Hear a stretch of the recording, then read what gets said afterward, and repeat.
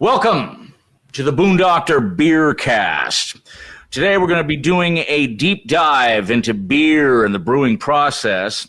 It has been said that bread is the staff of life, and beer is life itself. And if you don't feel like that, then get the fuck off my lawn and off my podcast, and don't ever darken my doorstep again. It's liquid bread. Yes, this is Mike Dent, my neighbor, all right? And I met him one day when I was on a FaceTime call. It was a business thing, and around the corner comes you. And he turned out to be my beer fairy, the one that met me in the woodlands of Tennessee. And he was like, I think something got delivered to your house that was meant for me. Yep. It's on your beer barrel out front, or a whiskey barrel, right? Yeah. So we walk around. Sure enough, there's this odd-shaped thing. I go, what's this? So Dent is the local beer brewer of the neighborhood that I live in. And you can imagine when I walked around, saw this piece of kind of weird equipment all wrapped up in shit. He's like, I'm a beer brewer. Cut to 2 minutes later, he's driving me to his place right down the road. Turns out he built a beer brewery in his back freaking yard. Go. Taking homebrew to the next level. Yeah, well, we've got a tree house we built, and that's my small batch R&D facility. But when we do the larger amounts, we've got this little brewery. And beer tree house. All right, yeah. Sage. Well, Mike, how did you start? How did it all start, bro? Well, I retired from the Air Force, and before I did that, I was hauling these beer bottles around, thinking one of these days I want to get started. Well, I finally got started after we got this property and had a lot of land. I built a tree house, and that's another story. I won't go into it, but It's got beer tree house, Wi-Fi, bar inside, bathroom. It's pretty nice. So, did you have a tree house with a bathroom? Yeah, that's fucking. It's amazing. Bathroom and Wi-Fi. Yeah, Mike's Wi-Fi sucks. We've just been battling it for the last. Though I want to understand though. I mean, like, you started off in a small way and then it grew. How did that happen? Well, my wife, because she watched me up in the tree house lifting up these 5-gallon barrels of water, and she said, "Yes, we're getting too old for that. We need to get smart." So I sold I had a 2005 Harley Softail Deluxe. Yeah. And it was weighing, 5 times more than what I weigh. And so anyway, I sold that for my beer. Harley for beer. Yeah, Harley for beer. And okay. I think that's a good.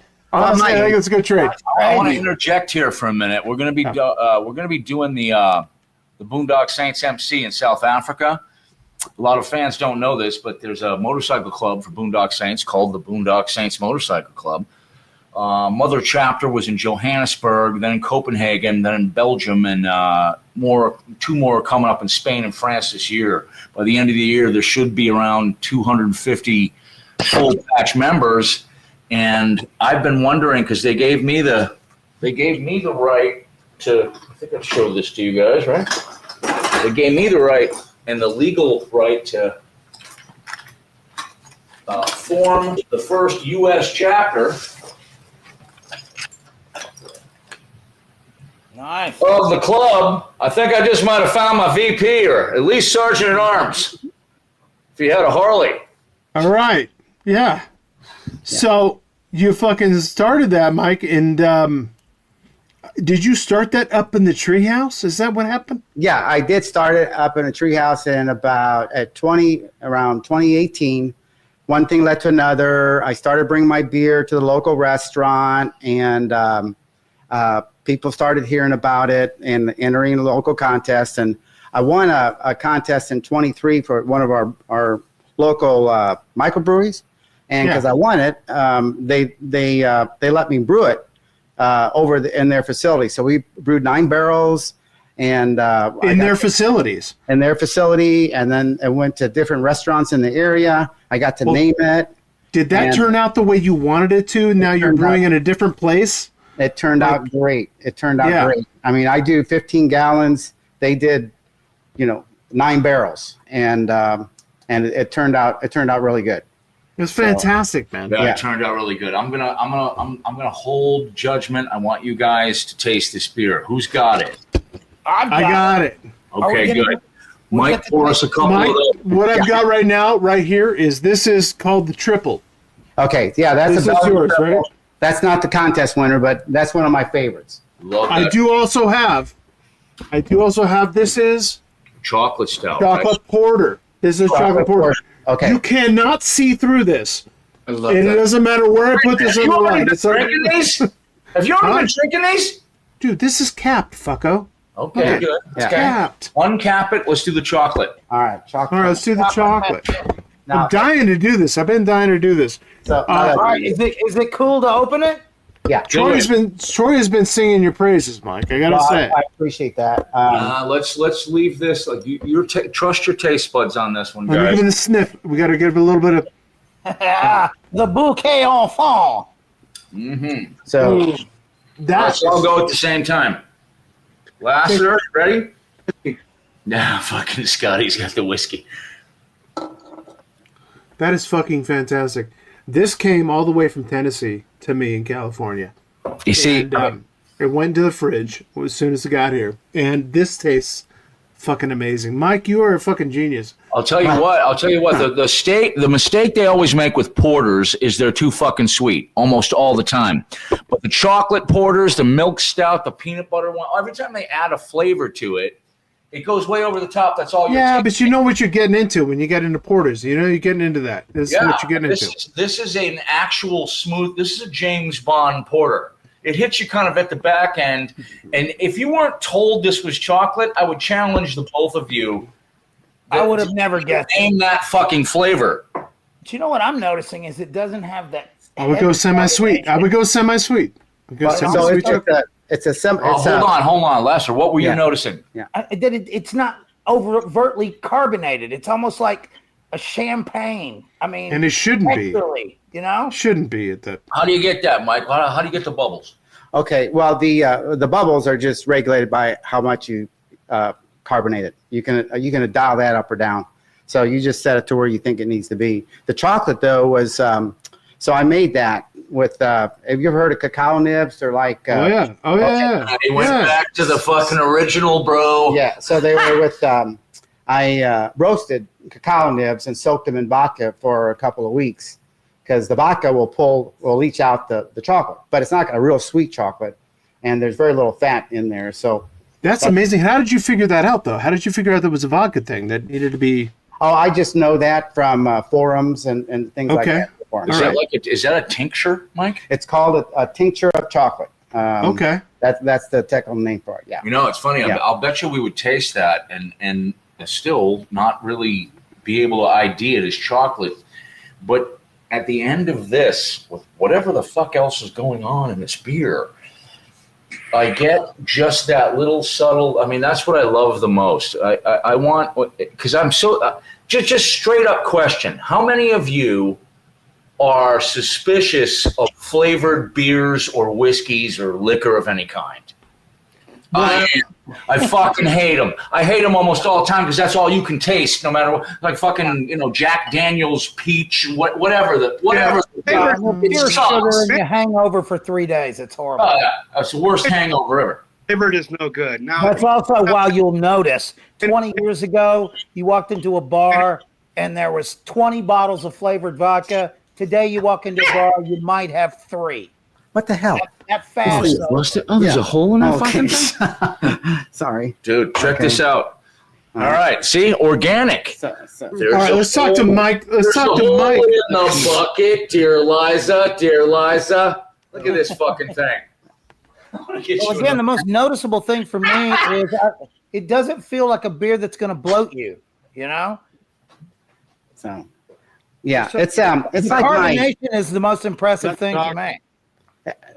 I was just going to say it's like my third version. I keep track of version to version, and my wife said this is my first chance to use my chemical engineering degree since I got it. And I got to agree Now, with her. you produce this by the barrel? No, I produce it by the half barrel.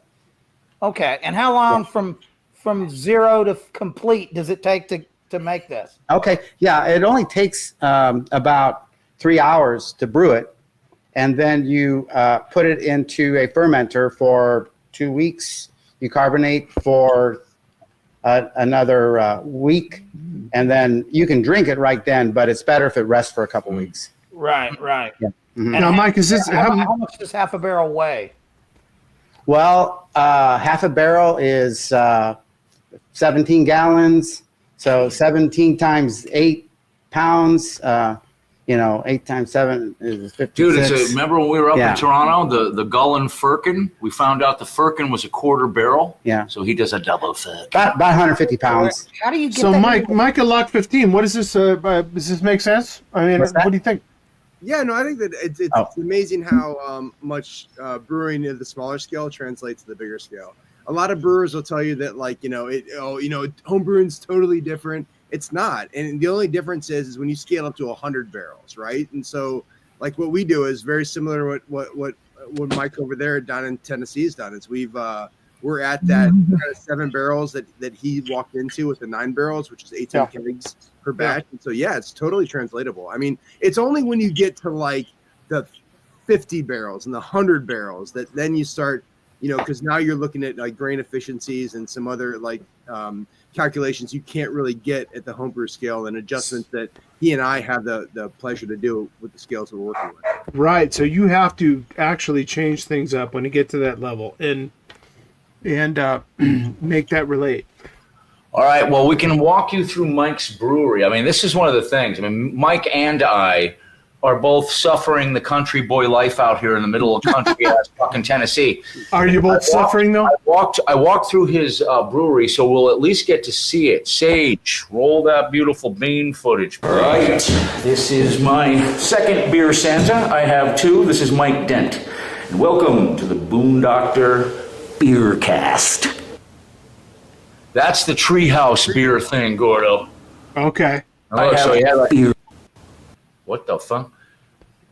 So you guys are making beer up in that thing? No, not that thing, and the other thing. That's my Okay. R&D facility. That's where R&D. Oh, that's the R&D. I got it. I love it. The R&D facility. It's a fucking treehouse. Sam, you got a whole separate brewery back here. We got this. Oh my God, it's awesome. All right, let's just do a quick walkthrough, Mike.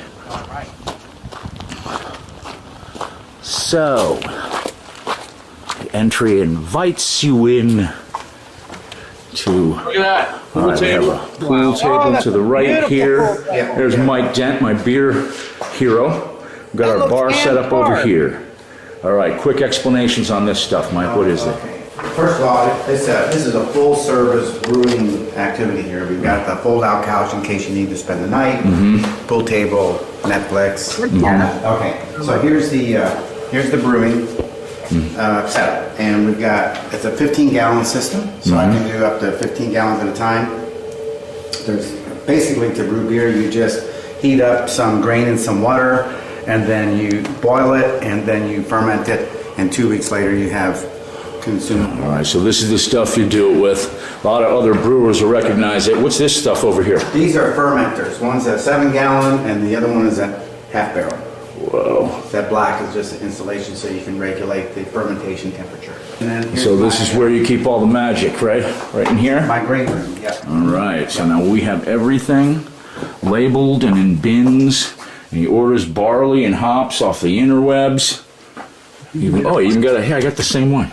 I can grow some of my own hops. You got crawlers and growlers up here too? We're positioning ourselves for the next step here. Yeah? Yeah. You're going to enter some competitions with these babies? I have entered some competitions. All right. Actually, I Mike, won you should. The best shit is show awesome. What? Where? at, Common John's. And I don't know if you guys can see it, but we're about to live.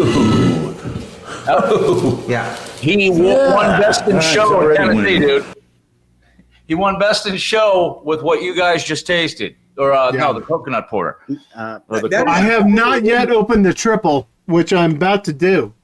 That one is a little higher grab. That's about I hear 10%. Yeah. We're gonna go sniff. It's We're gonna go snort. I can smell this shit, Mike. Hang on. Mike, you've got a fully automated system over there, right? Like with rims and everything. Like you're running through motors. Yeah. It's got that electric food tech. I mean, that's awesome. Well, thanks. And then I still got an extra $300 after selling the Harley, so that worked out pretty good. You have a dehumidifier in the grain room, right? Did I see that? No, that wasn't a dehumidifier. Oh. That was a one of those air conditioning heater units that I converted to a glycol chiller. I put the evaporator into. Awesome. Yeah. So see, I love these two guys talking. I like two beer guys talking. Here we go. Yeah, here we fucking go. This shit, if I drink half of this, I would fall down over. This is. Now, Mike, is this like a hobby, or what's your objective with this? My it's a hobby right now. It's one that got totally out of control. I'm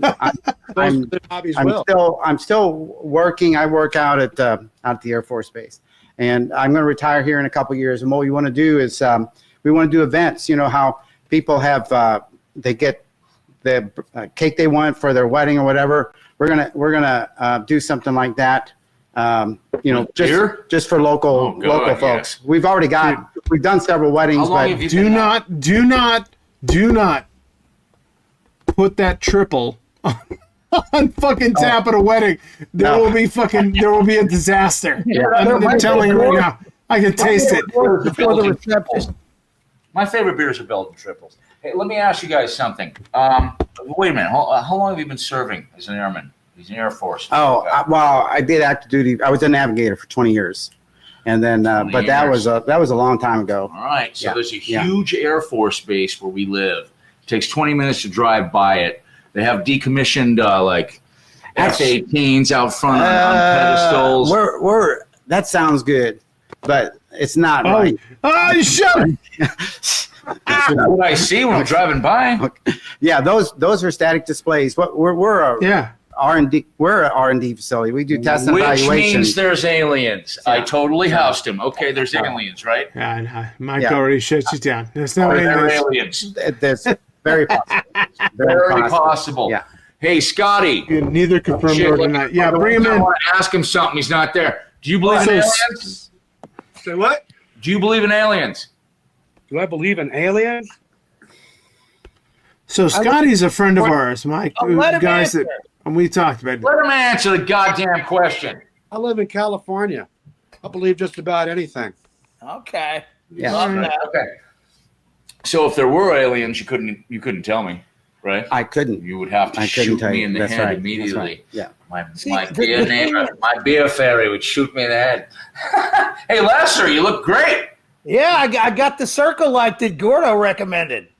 Yeah, fantastic. You want to do the cow juice face challenge now? The what? No, I don't. All right, fuck it, you're out. All right, here's the deal. I got. Where's the mic? Where's the other mic from Ohio? Fucking backed out. Have you guys Where did he go? He'll be back.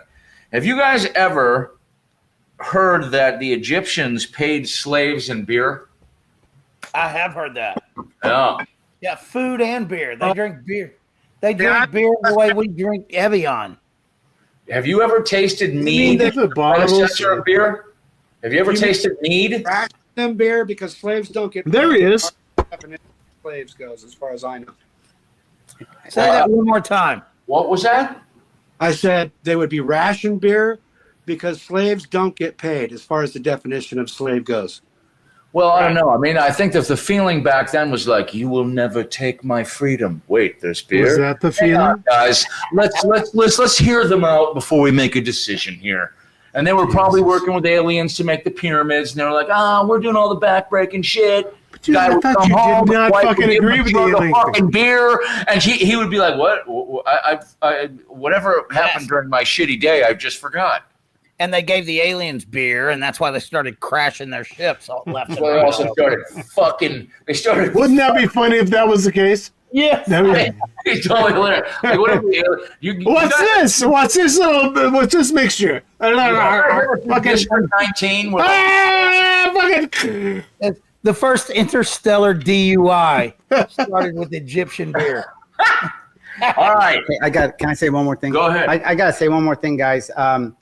this is a hobby. I do not have a license. I've never taken any money. I don't know where this podcast is going, so I want to make it clear. No, it's going to go everywhere. But I've never taken any money for it whatsoever. He called and said, "Can I buy some?" And I said, "No, Right. I refuse But to get a license." I got to tell you, Mike, I can already see the documentary. Yes. I mean, every brilliant thing started in a retired guy's garage, Well, that hawked his favorite toy to pursue a passion. All right. Well, I'll tell you what. Me and Mike are now on the barter system of the early settlers and Indians in the United States. Because I was like, I'm going to leave $20 in your mailbox, and you just give me however much beer in my mailbox. And I thought that was a great thing. And he goes, no, ATF, can't do it, can't sell it. And I was like, I got the beer guy right next to me, and I can't get any beer. So I was like, I'll bring over something as a gift to you, and then you give me as much beer as you think that's worth. And that's what we've been working on. no, you didn't offer the gift first. I didn't? No, you did not. No, you did not. Well, I offered money first. Yeah, and I said no. Yes. And then you said, you just said, I'll bring a gift and you give me beer. You didn't say that, because I would have said no if you would have said, I brought the gift first, because that would be. So it can't be that I brought you a gift for beer. No. I merely brought you a gift, and then you decided. No, we already decided. We already decided. And then you brought me a gift. I'm losing track. I think, Mike, you understand the nuance here, right? Yeah, I think it goes back to the tide laws, and I think each state has their own nuances. Oddly enough, it was illegal for home brewing until last year in Ohio, because they never actually signed anything after Jimmy Carter made it legal back in the 70s. Yeah. So, Mike, you know a lot of shit about this. So, what brought you from home brewer to, the level that you're at now? Well, so I was, my wife brought me my first, when she was still my girlfriend, brought me my first homebrew. I'd said I could do this, and I'm tired of this and that. And she's like, well, prove it. Like, my wife is like a put up or shut up person. So she brought a brew kit. She's like, if you think you could do it, here it is. And so then I did it. And I did it. And I just started, I found a brew club. 3 of the guys in the brew club actually went off to start 3 different breweries. One guy started one in Bell Tower in Kent, Ohio. Another person went out to Vermont, this amazing brewery that he does up in Vermont. And another guy started in Akron. And I just went around and kind of worked at their places and figured out I'm pretty good at this. And I've been a professional brewer, I guess, since 2019 2018 to 19 at Lock 15 in Akron, Ohio. And just kind of got it. I mean, you guys don't know the kind of history with me and Mike Pfahl. We've known each other for, Jesus Christ. What year was that? It's 20 years. God. Okay. Yeah. Mike was one of the guys that took me and Norman Reedus did our first college speaking engagement, the largest student body in the world, or in the United States. It's Ohio State University, and Mike was one of the managers of this thing. So me and Norman show up, and they're like, "Hey, we just built a brand new event center. Built this new event center, and you're going to be among the first to talk in it." The guy before me was Chuck D. All right, so they take me and Norman into this place. It's 950 seats. It's got like a separate loge deck up here. It's gigantic, right? It's like an opera house. So me and Norman get out on the stage, and it was like it's empty. They're just kind of showing us the, place, the new facility. We're like, who's played here before? He's like, Chuck D. And I was like, Chuck D from Public Enemy? Yes. Okay. How many, kids came to see him? So, it was 150 kids. They filled the whole first 3 rows. It was amazing. And I'm looking at the first 3 rows, and I'm like, that's nothing, right? This place is not a tenth filled with this shit. So me and Norman crying our beers at the hotel that night. We're not gonna. The next night comes, and Mike and I think Phil Eckenrode. Yeah. I think though I want to take you back further than that. Right. So Phil had emailed you one night just randomly to come to Kent State. And that's like where this whole, and then the Ohio State one was so much bigger than the Kent State event. So what you're talking about now is, the Ohio State event, which was massive. I remember it a whole different way, but whatever. So we get there. You guys show us the facility. It's gigantic. We're never going to fill this. We're not going to do as good as Chuck D. And then this weird thing happens. Me and Norman get shuttled into this place through underground garages, up in a fucking elevator, and stuck into a green room. And everything's going haywire outside, and they're not telling us why. At one point, me and Norman separate from our green M&Ms and crack the door, and we see a dude dressed in a fireman suit yelling at people, and they're yelling back. And we thought, this is how fucking smart we were, we thought that we were interrupting another stage play in the facility. That guy was an actor acting as a fireman. We get out.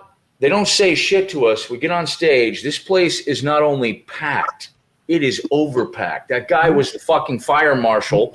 There was 300 kids outside banging the doors to get in. Not only it was packed, there was kids sitting 4 deep down the aisles, all on the walls on both levels. And me and Norman were just like, holy fucking shit. We couldn't believe it, right?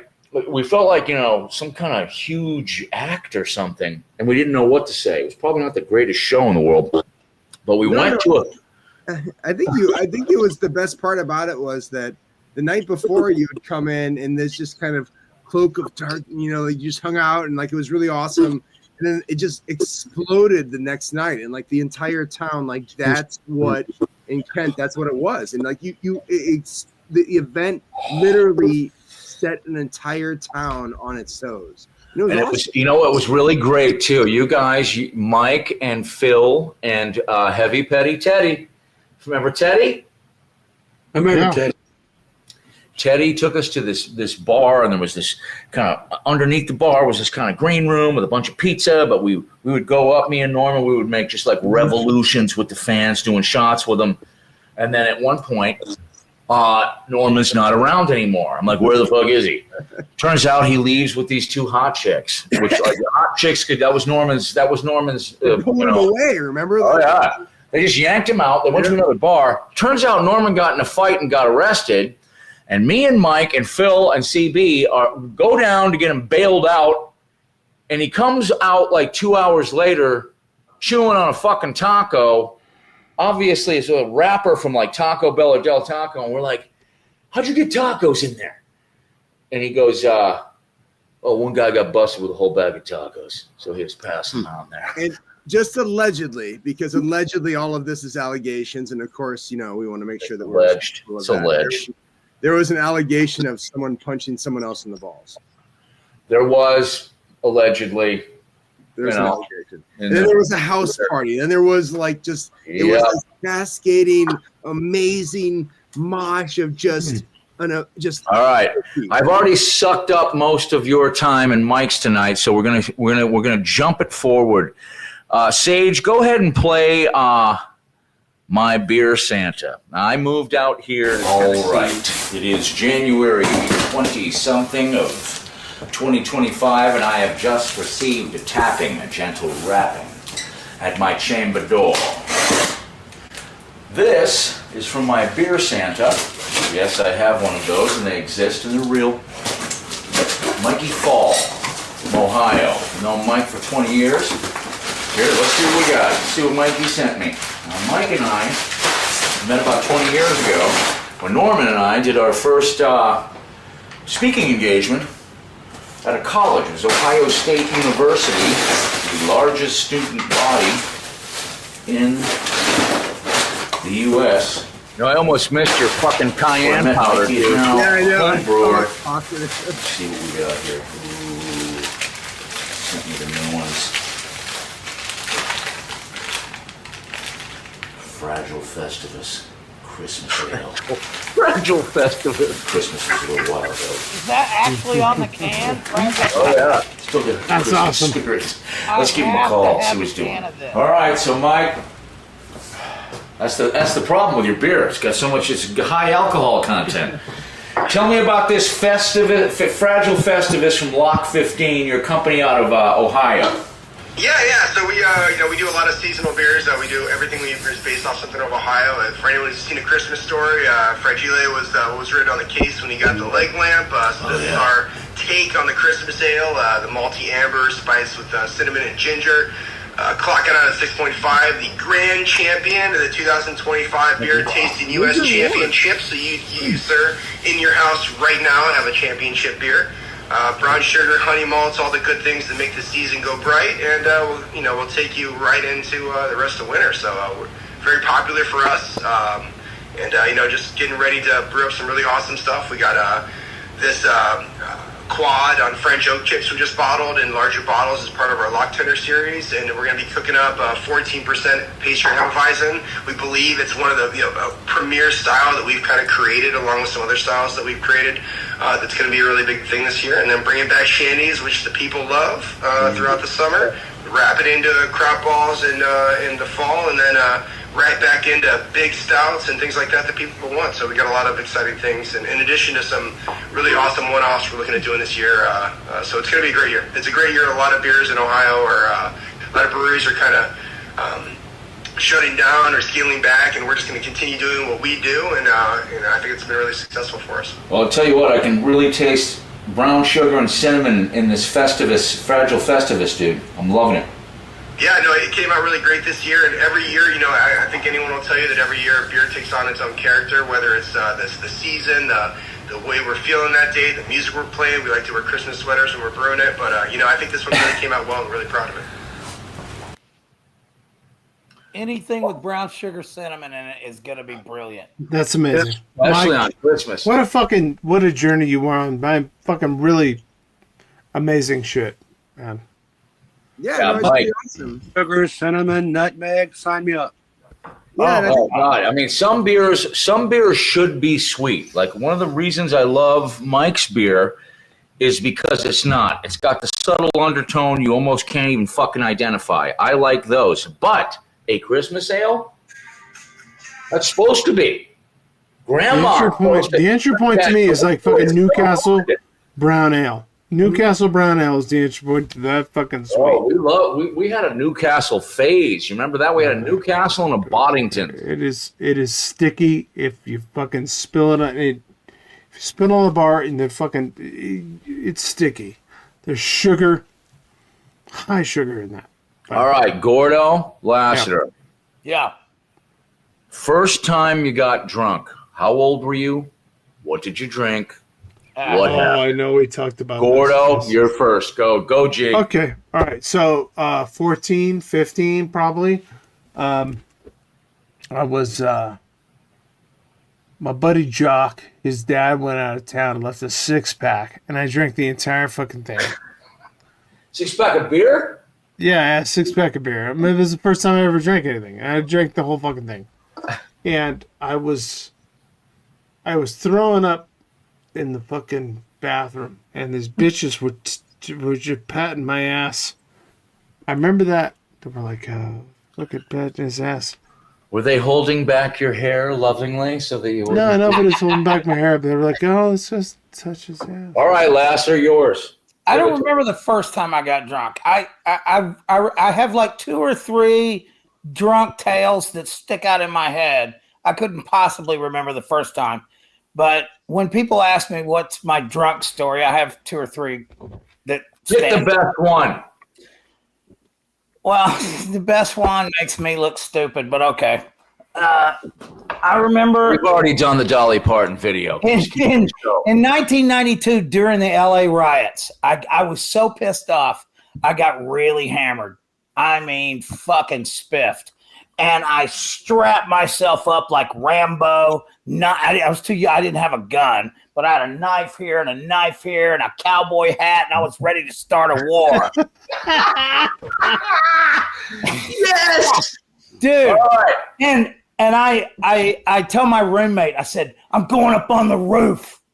And I took the ladder, the apartment ladder, climbed up on the roof, drunk out of my mind, and the ladder falls. And I'm holding it with my toe as I'm hanging from the gutter.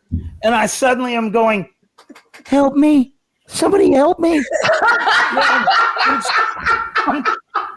Help me, please. I'm about to fall. Finally, I go, Jeff, my roommate. And he comes out and takes the ladder off my toe and saves me from certain death. That was my Rambo badass story. All right, yes. The first time I got drunk was with my brother Taylor. My dad used to have the heavyweight fights over our house, right? And they used to make a horseshoe around the TV with lawn chairs. And all the guys would have their beers and they would put them down under their chairs. So me and Taylor would start at opposite ends, meet in the middle. By the time we got there, we were hammered. Right? So we took a sip of every guy's beer along the way. So our dad caught us. He was like, that's a man's drink. You don't ever drink that. And we were like, you know what? Marvelous Marvin Hagler is not marvelous at all. He's a douche. He sucks. So they just pointed at us drunk the whole night. We were probably about 9, 10 years old. That was the first time I remember, but it was on beer, you know? Yeah. All right, so I have let the man go. And let's get fucking Troy. Yeah. Look at Scotty. Does he not look Scotty's like over here. Brando? Does he not look like Marlon Brando in Apocalypse Now? Oh God, he looks pretty good. You're a Yeah. by Aaron by Let your neighbor. The Farra. So Mike Pfahl is my beer Santa. Mike Dent is my beer fairy for meeting in the woodland woods. Yeah, I don't know about Mike, thank you so much for coming out. How about Mike, the beer? Mike, one more beer thing before you go. Mike, are you from Tennessee? No, Born I'm and from Cuba, Missouri. But hey, Mike Falls, I did want to talk to your Festivus beer. I wanted to name that the beer I won. I wanted to call it the Major Award. So we printed where is that? Oh, that's awesome! I love Yeah, it's a major award. Oh my God! They got the leg lamp. Oh, that's great. Yeah. So we printed that, but he wouldn't let us use that. He said it was already used, so we call it the Slam Dunkle. But anyway, I tasted this Dunkel last night. It was fantastic. So, just in case nobody knows who Scotty is, Sage, roll that beautiful bean footage. I dropped a toilet on my breath. We talked about A million of them, just one. There we go. Oh, here we go. Here come the Russian. You Irish bastard. Oh my God.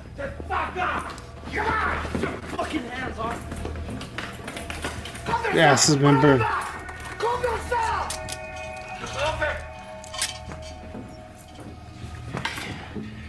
Why I fucking come here? I come here to kill you.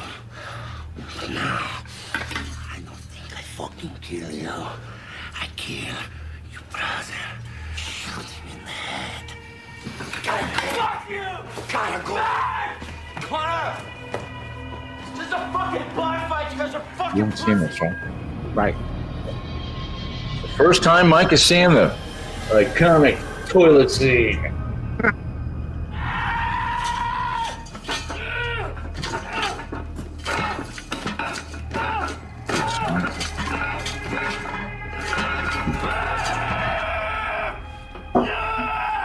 Great shot. Yeah, Flynn did a good job there.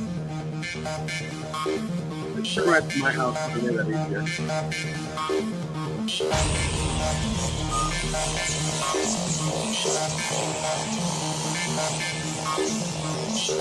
Church in the background.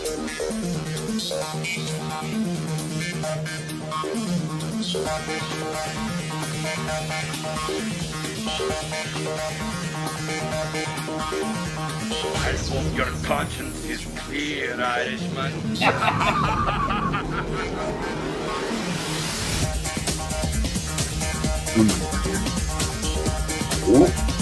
Ooh. I love how Norman looks away. Boom. Could have used more toilet on that one. Forrest Gump. I've never seen a scene like this ever in any other movie ever. Oh, checks his brother. Guy's still alive and not anymore. Back of the toilet. Back of the toilet. Back of the toilet. So that was 45 pounds. That's a fucking hard. It's a hard fucking. I love the smash. idea that Murphy robs the shit out of them and takes all their shit.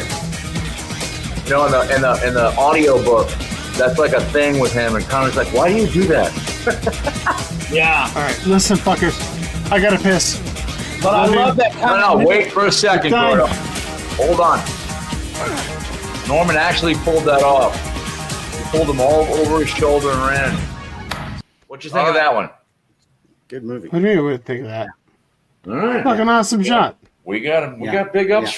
from the Yeah. fucking beer guy. Well, What the fuck are you talking It's about? slight it's ups. a good. No, it's a good movie. Medium Yeah, ups. No, Dude, it's a great scene. I've never seen anything like it in any other movie. Still want to taste Mike's Every beer. time I talk to a I still Boondock- want to take Mike's beer. That's it. You know, fucking sad I didn't get it. I'm really sad I didn't get it. I got other Mike's beer, which was great, but I didn't get the other Mike's beer. Yeah, Mike Pfahl didn't send have you to- any beer, dude. Mike Pfahl didn't send anybody any beer. This happened a couple days ago. He was supposed to test Mike Pfahl's beer, but we left it over I have at to his say, place while the we beer were that I'm making the tasting college right now try. is amazing. Thank you so much. thank you. Troy and I were together. Mike, Make sure this everybody is, gets their beer. so now we're on the barter system, and we're gonna figure this out. At the end of this, though, what we want to do here, let's bring the end of this to our thing. We always leave a gift for the viewers. 100% content only that we can provide. What are we doing today, Gordo? I don't know. You don't know? You were the one that suggested it. He's been having too much beer. I've had too much beer. Yeah. No, what are we doing today? So Remember a what little we'll song? Remember a little song we did called "My Love Is Bigger Than Yours"? Oh, is that what we're doing? Okay. Roll it. Let's Am I see it. getting the fucking guitar? No, I don't. Sage, can you roll it, or do you want to just like shut us all off and play it afterwards in the end? Shut us edit? all up. I want to still talk to Scott Griffin. We got to still have it. We gotta still have to. No, we're doing an entire whiskey podcast. I don't know if you remember all of this, but you were out here with me, visiting me when you were having a bad time. You're like, we went and visited a couple of, went and visited Jack Daniels. I think we went and visited Dickel Distillery. Yep. Yeah. And then we just like smoked a brisket. And you were here for, what, week, 10 days? 10 days. Yeah, more than Lassiter and Gordo and Mike Pfahl have come out and visited me. Would you fuck off? Would you completely fuck off sometimes? Fulcrum. You don't love me. You don't. Beer every season. To say Yeah, I know you do. You're the only one that loves me, Mike, but still. Ah, for fuck's it sake. could be a little Here we bit go. better. Oh, for fuck's sake. Here we go. Every one of our seasonal. We only live like a quarter mile away from each other. There's triple only right now. like 10 people in this whole freaking I'm neighborhood. going triple. Oh, God, So bro. what's the title of the short? It's the Good King skit. No, it's the song. You remember? My love is... Oh, I do remember that we recorded up at in Encino. We recorded at Sage's dad's studio. We recorded it at Let's Rehab. close this fucking thing out. No, but I think it was written up It's at the been house. fucking great to have you guys. Let's go. It was great. Thank you. Fuck That are we was doing? great. I would like to thank my guests tonight. Scotty, I want you back, Scotty dude, Griffin. so we can talk about whiskey. Love Yeah, you to. guys- Thank you. Well, Mike, you guys thank gotta you. just kind of come out here so we can do like a live podcast. Like I me and know. Mike. I And just also want like to thank like everybody my, for fucking spending their my time. beer neighbor, private brewer, and Mike Pfahl, my beer Santa. Who And Mike from Ohio, fucking fun. I'm Mercy so beer. sad that I didn't get to taste that beer because I know good like it was green supposed room conversations. We should continue on one day. You know what? I know, right? the fun thing about podcasts is we can keep putting this. This could be the last 10 minutes of the next one where Mike has sent you his fucking beers. I Fucking want Scotty, brown sugar. I'm so fucking glad to see you, dude. I'm so fucking happy to see you. I love the beer. I've never had brown sugar cinnamon. You are beer. my brother. I must have it. Oh, dude, I must have that. Who's making that? All right, well, Mike will beer. definitely send you those. He'll be your beer Santas as well. All right. And there's a lot of craft All beers of you. over there. There's a lot of craft beers on Lock 15, man. There's Thank a lot. you so much for coming on. Fucking, let's do it again. All right, Honestly, so Mike Pfahl, how can our viewers get your beers? What do they do? Basically, I mean, we do our things for Brew Pigeon, so brewpigeon.com, and you can get Lock 15 beers all across the country. There you go. Ooh. All right, Mike Dent, how can they get your beers? You can't. not unless you come by. Well, you're never tasting this. No, you just have to come by. Yeah, you gotta come by. Good luck with that. But I have to say that it's really fucking good what Mike's doing. I just need to figure out how to get a license, and then we can do that. You know, if you want to know more about that in your TTB, I'd be glad to help you out. Check with Mike. Take with the other Mike. Aren't the rules a little bit different in Ohio, Mike? No, he's talking federal. Talking federal and state. Yeah. So federal, Okay. State laws are different than federal. Yeah. State All right, laws. because now we're going to tie in. I love that you guys are here. getting together on this. We're going to tie in Scotty. For the last bunch of years, I have been a whiskey distiller. My friends are beer guys, so am I, but I've been a whiskey distiller. I drank this, but fucking Saints whiskey. We bought 60 barrels, put our own mash in there from an old recipe we found, me and my business partner. We sold about 4,000 bottles of it to the fans. You know, they're all numbered and signed by me. And I think, Scotty, you got a bottle of it, right? I sent a bottle to you. I drank it.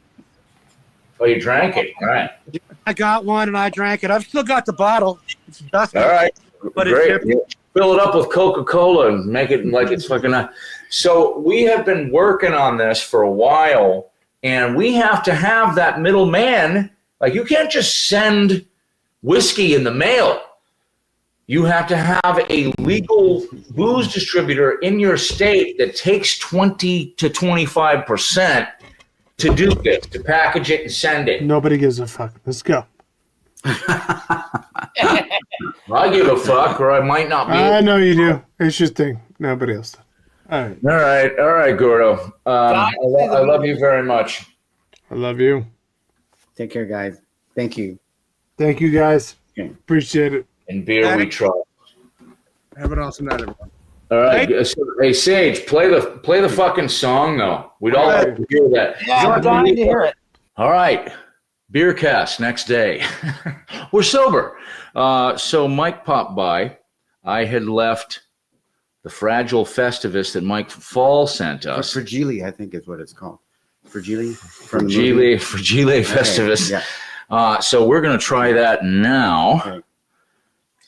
And this is a Christmas ale. They are kind of supposed to be sweet. Everybody from grandma all the way down to toddlers are supposed to be, and we'll drink this one. Just kidding. Toddlers don't drink beer. Here is a holeless mason jar. All right. Thank you. All right. Lock 15s. Fragile Festivus for the rest of us from Ohio. Wow. You know, I thought it was going to be sweeter, but it's not. Yeah, it's They backed off. it's nice That's and kinda clean. You know, it's got the cinnamon. It's got cinnamon, big, and brown sugar second in line. Oh, hold on. Wait a minute. And there's what's the other one? It's Is there like, nutmeg or what's in a what the hell? what's in a Moscow Mule? What's that? Ginger beer. I Is wonder it if there's ginger? I wonder if What, there's is there ginger in ginger here. in here? There might be. Let me get my glasses. Let me see.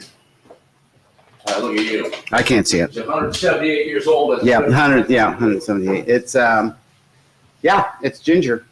Ginger. Yeah. I should have clocked that. I'd be interested to see how he got these in here. God. You know what? That's got a great. I'm still after does. boiling on that one. So there's ginger, cinnamon, ginger, spiced malty amber ale, cinnamon. This ale is brewed with lots of brown sugar and honey malts. What's a honey malt? Oh, it's just it's a variety of malt. It's more like maybe just a lighter, less, doesn't give you the coffee taste at all. It's just. So it's not like you don't put honey in it. I don't know. I don't think so. I think it's the grain. They may, but I don't think so. They just call it a honey malt. Yeah. All right. Because of the sweetness and. This has been the Beer Cast Next Day taste testing of Fragile Festivus. Yum. Really good. You can have several of these too. It's not all that hard to drink. I'm in on that. Yeah. Block 15. You guys are holding it down. I've never seen one like that. Yeah? You haven't had a Christmas ale? Well, I've nothing like this. The cinnamon, really, that's right up front, isn't it? Really makes it unique. You wouldn't think beer and cinnamon, but cinnamon's not a sweet spice, right? No, everything else, you're right. You're right. And neither is ginger. The ginger, I'm a juicer, so I juice raw ginger and apples and carrots almost every morning. And it leaves you that sting, that little sting in the back of your throat. Yeah, and it's healthy. No, it's totally healthy. Yeah. That's how I control my blood pressure. So, all right. Well, healthy beer. Yeah. Good, healthy beer. Yep. Fragile Festivus. For the rest of us from Lock 15. And Mike wanted me to show you. Jump in here. I think you're out of frame. The leg is cool. Yeah, the leg is cool. You had that on one of yours, right? Yeah, one of my beer leg tap lamp handles. Yeah. Hold on, see if it grabs focus. There we go. The leg lamp, Fragile. Yeah. God, people in Ohio must be creaming. One of the early shots showed the beer tap handle on earlier in the podcast. Oh, that's right. Yeah. They have the actual lamp you can order too. Yeah. Yeah. It's in the neighborhood. I forgot to mention that my producer, Don Carmody, who produced both Boondock films, also was one of the producers on A Christmas Story.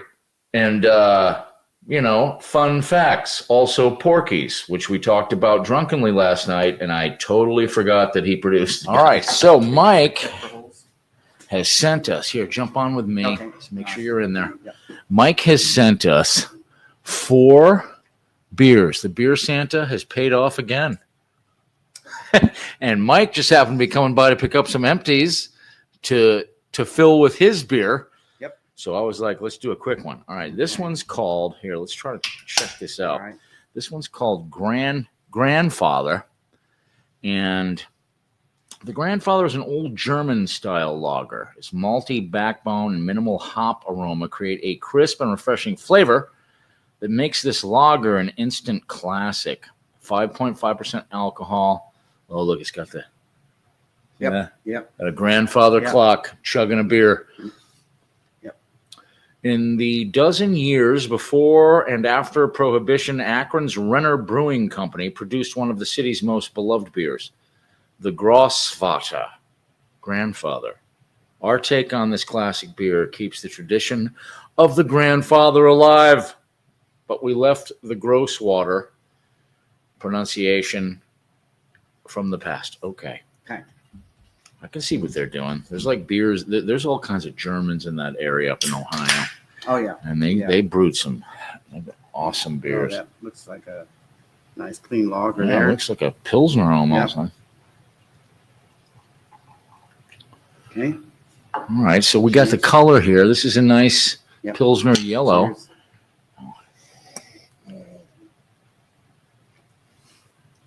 Oh, I like that. That's almost like that's pretty tough. Ale. That's pretty tough. Really good. Mm-hmm. Oh, it does have a cream at the end of it. Okay. The city's been. That is really good. That is really nice. It's only just got that slight bitter at the end, slight hoppy shit at the end. This is great. Mm-hmm.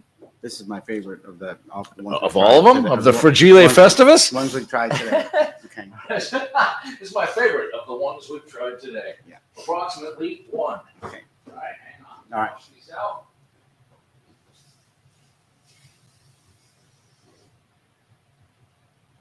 Here. All right, what's that next one, Mike? Okay, next one is kraut balls. What? Kraut Balls. 5.2%, low IBUs, Oktoberfest. Oh, it's an Oktoberfest It's beer. a traditional German style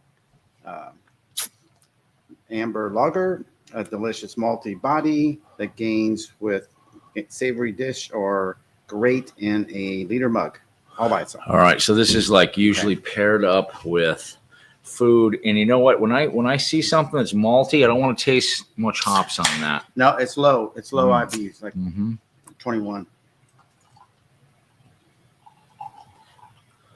All right. That looks a little bit more like a. Here we go. Typical That's that. ale. That's that. Yeah, Okay. It looks like almost like a red ale there. Ooh. You know, that is good. I still go with the grandfather. I don't get any hops off that. I don't get any bitterness. Yeah. That's sweet. I'm looking at the IBUs on this one. Okay. Yeah, grandfather's killing it right now. But this would be a to me that would be sort of a summer beer, you know, that you could. Oh God, that's nice. You know what? I can see how that pairs up good with food too, schnitzel and stuff. Schnitzel. All right, this one I've been dying to taste because I love Irish red ales. And this one's called Canal Digger. This makes me feel like this is like the working man's beer. Here, let's check this out. Okay. The history of Akron, Ohio really begins. The Ohio and Erie Canal Project started in the 1820s. Jesus. You know, I wrote a script based on Jean Lafitte, War of 1812 in Louisiana. I didn't know they were making beer in Ohio at the same time. An influx of Irish and German immigrants came to the Akron area as laborers to dig the canal for the promise of the American dream. Canal digging was very hard work, and the saying goes, there's a dead Irishman for every mile of the Ohio and Erie Canal. Is Dent Irish? Dent is English. English. Yes. Yes. Julia Dent. Duffy's English too. No, it's not. It's totally Irish. It's Irish as hell. Oh, here we go. What were you just about to say? You I said was going something to about... say a relative of mine married Ulysses Grant. Oh, no kidding. Yeah. Oh, he was the guy you wanted your relative to marry, not the other guy. Yeah. Okay. Cheers. What is that? Again, no hoppy bullshit on that one. That one's really low too. That one's really nice. What's that taste on the backside? This is the Canal Digger. What is that taste?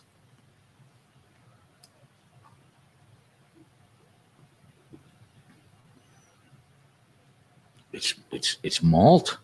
I think, yeah. Malt. Irish red ale, Canal Digger, backbone blending in the rye malts. Okay. Create a small. It's a rye. It's a rye. That's what it is. All right, our next one. Thank you, Beer Santa Mike Pfahl from Lock 15 in Ohio. You know, it's daytime. It's daytime right now. I usually don't drink during the daytime, and neither does Mike. Mike looks like he just returned from court as the lawyer. Here we are, both tasting beers. Okay, Brewing Lock 15. Oh, we've already tasted this one, but this is going to be this was our favorite one from the other night. Fragile, yes. This was the Fragile Festivus Christmas Ale. This is the thing, Grandma. Ginger in it. Yep, Yeah. she doesn't. It's ginger and cinnamon, remember? Yep. And brown sugar, the honey malts. This is the one Grandma would get drunk on for one time a year at Thanksgiving. Oh God, yeah, I remember this one.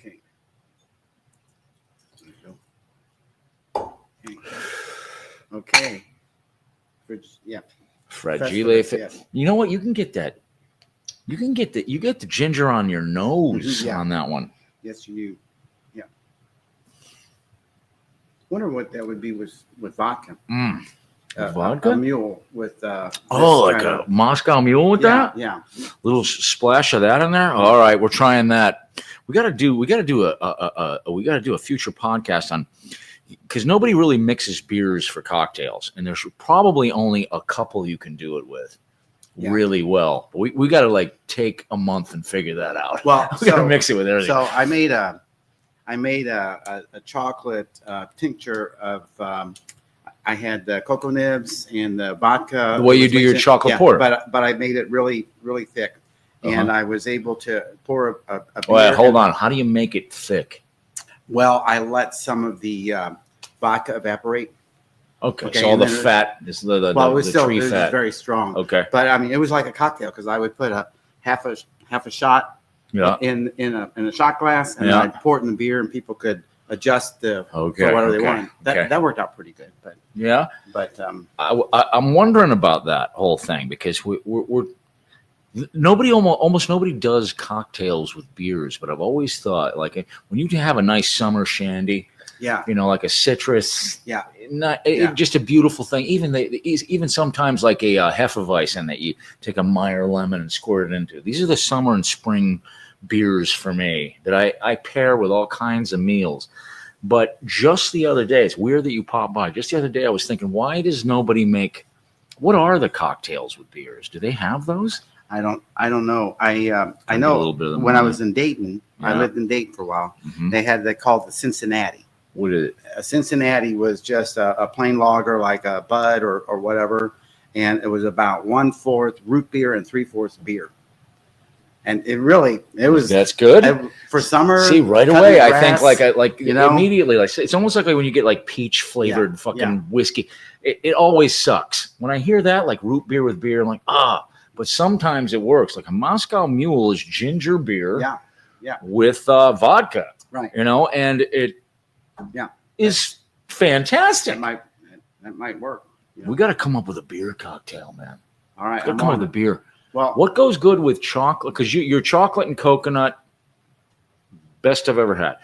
Your chocolate and coconut stout and porter. What would be a good flavor you think, booze-wise, to mix that with to create our version of a Moscow Mule that would be obviously called something else? I mean, we'd have to call it like, the Dent. Air fan, whatever. Yeah, I don't know. We'll have to. I'll get the formulas going and figure out what would match. Balance some equations and see what we come up with. Me and Mike are going to have to get drunk about 50 times before we light upon the recipe to mix his beer with. Air, right? That's the way you do it. You know what? I'm with you on this one. Yeah. Is this the grandfather? Yeah, that's the one. Of the all, they're all very good. They're all extremely good. Yeah, I like the grandfather. It's got that slight hop thing at the end. Slight hop, the cream ale kind of finish. Mm-hmm. Really good. Good job. Oh God, this is great.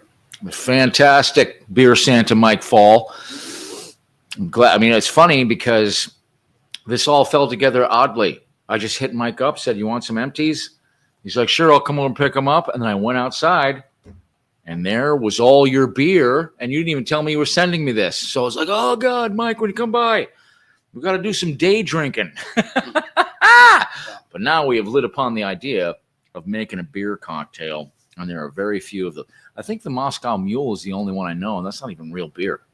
It's ginger beer. Yeah. Is ginger beer real beer, or is that a soda? It's a soda, right? No? Is there booze in that? I don't know. I'm not. I don't know. But we can make it whatever we want. We got to figure this out. We can probably toss a little ginger beer and whatever the hell we want. There's alcohol in it, and it's carbonated. And they call it beer, so it probably it's got to be that. Yeah. Got to be beer. Look at me and Mike trying to figure. I'm a whiskey distiller. He's a beer brewer, and we're trying to figure out if there's alcohol in that. Anyway, thank you very much. Hey, man. Thanks for coming by. Let's get you your empties here. Oh. All right. It's the next day. After the beer cast, we're sober. Have a quick announcement, G. I don't think either of us had listened to that song in a while. Well, this was a song that was written, I think, a long time ago. And there might be some things in it that were funny at the time. still be funny. However, misogynistic in a funny. Yeah, I'm not worried about that. There's kids. This is a hard R. This is the hardest R ever. This is a hard R. Like, imagine the hardest R. Get kids out of the room. Fair warning. We probably should have. This is the disclaimer section. I don't know why you would have kids listening, but if you do, this gets a little bit. This is a naughty song. Very naughty song. We probably should have listened to it again. Oh my God. All right. Well, okay, everybody. We did what we could, but we were drunk. You've been warned. You've been warned. That's it. We were drunk. We couldn't. That's our excuse. That's our excuse. Jesus Christ.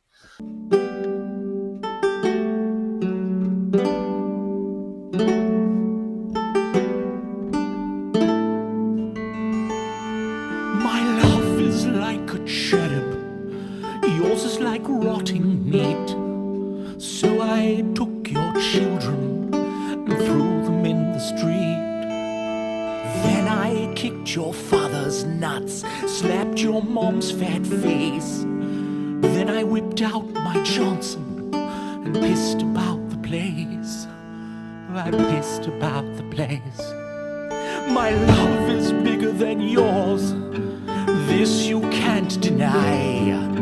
I'll whip out my dick like a big bad pencil and I'll poke you in the eye.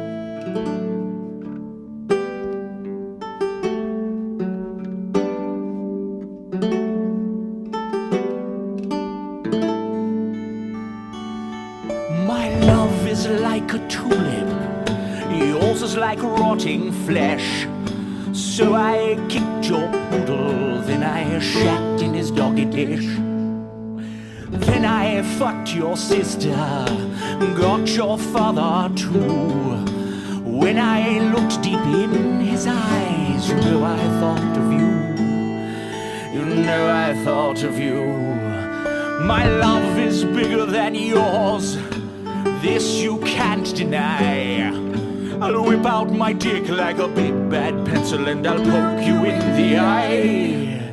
My love is bigger than yours, this you'll surely see. When I'm deep inside your ass, I'm sure that you'll agree. I'm sure that you'll agree. So I write this love song, sing it unto you.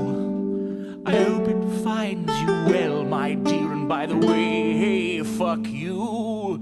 By the way, hey, fuck you. My love is bigger than yours, this you can't deny. I'll whip out my dick like a big bad pencil and poke you in the eye. My love is bigger than yours, this you surely see.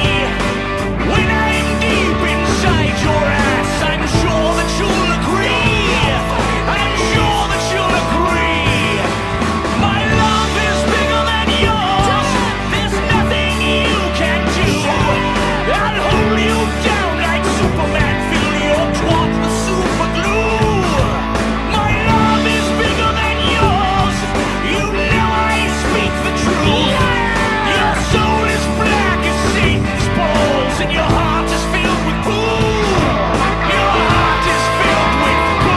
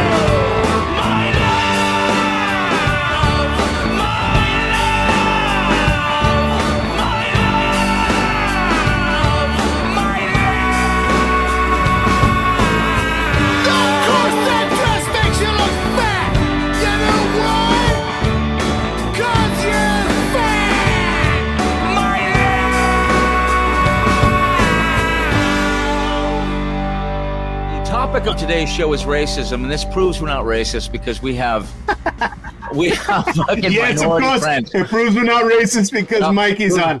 We